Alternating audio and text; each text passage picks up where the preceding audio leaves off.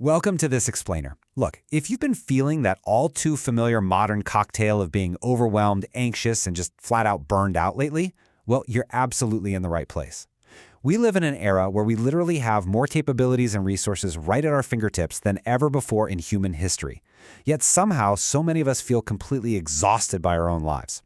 So why is that? Today, we're unpacking a fascinating concept from a classic text called the Alten-Soz, or the Sixth Word. It offers this really profound perspective on why we feel so drained, and more importantly, how we can actually fix it. It revolves around something called the trust. Let's dive right in. Section 1. Misuse of a valuable device. The smartphone dilemma. Think about the modern smartphone you probably have in your pocket, or maybe you're even holding it right now. It is an incredibly valuable, high-tech piece of equipment with immense potential, right? It can connect you with anyone on the globe, access the entirety of human knowledge, organize your whole life. But contrast that with how we often use it. Endless doom scrolling, checking empty notifications, and time-wasting comparisons on social media. When we do that, its true value completely plummets. I mean, the hardware hasn't changed, the device is exactly the same, but the purpose you're using it for dictates whether it acts as a highly useful tool or just an exhausting, joy-sucking burden. Keep that dynamic in mind. Section 2. The great trust given to humanity. From devices to ourselves. This whole technological analogy maps perfectly onto our own lives.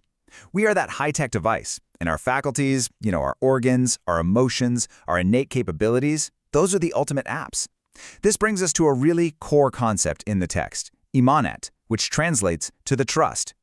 According to the Alten-Soz, our human organs, our deepest emotions, and the sheer opportunities given to us by God are a sacred trust. They're entrusted to us to be used for a higher purpose, not just for serving our own fleeting egos and desires. Now, some people hear the phrase, "you're just holding on to a trust," and they think, well, doesn't that devalue human agency? But the text argues the exact opposite. Saying our faculties are a trust doesn't devalue us at all. It acts like a massive spotlight, highlighting just how incredibly precious our capabilities truly are. Think about it. You don't hand a priceless diamond to someone unless you trust them with something of immense worth. Section 3. The burden and freedom of the mind, the ultimate app. So if we are the smartphone, the mind is our most complex, battery-intensive application. And this perfectly illustrates the sheer duality of the human mind. When the mind is used for its higher purpose, working on behalf of God, it becomes an instrument of profound clarity.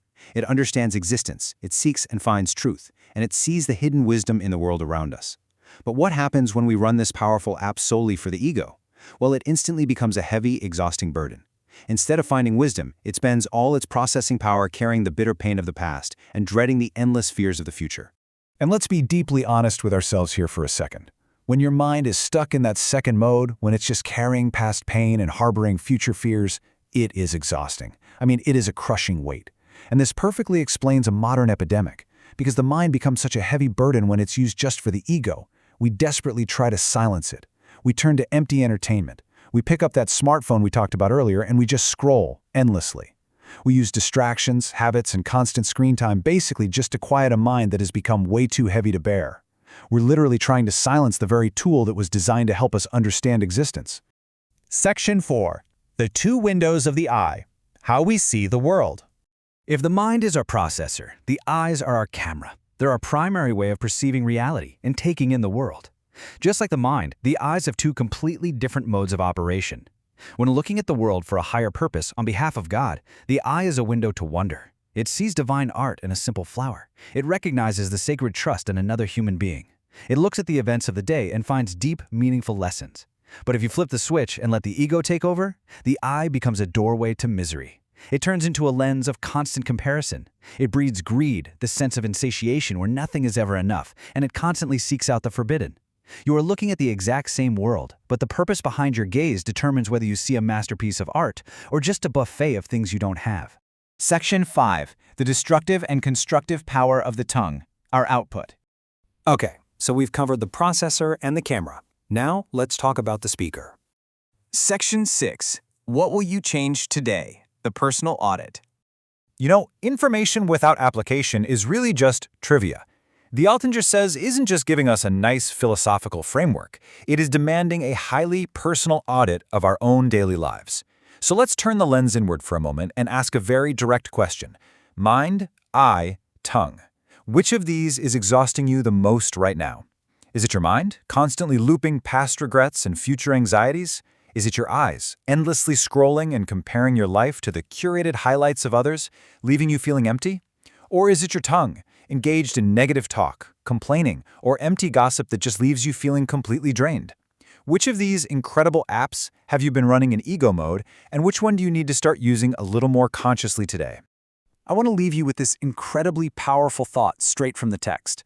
We so often think that doing whatever we want, serving our own ego, is the ultimate freedom. But the text states something really profound. Not giving the trust to its owner doesn't free you, it enslaves you to exhausting desires. Read that again. When you refuse to use your mind, your eyes, and your words for their higher intended purpose, you don't become free. You become a servant to your own exhausting, never-ending appetites. That burnout you feel? It might just be the weight of carrying a trust you were never meant to carry alone. So as we wrap up this explainer, I'll leave you with one final question to carry with you. Which trust will you choose to return to its true, higher value today?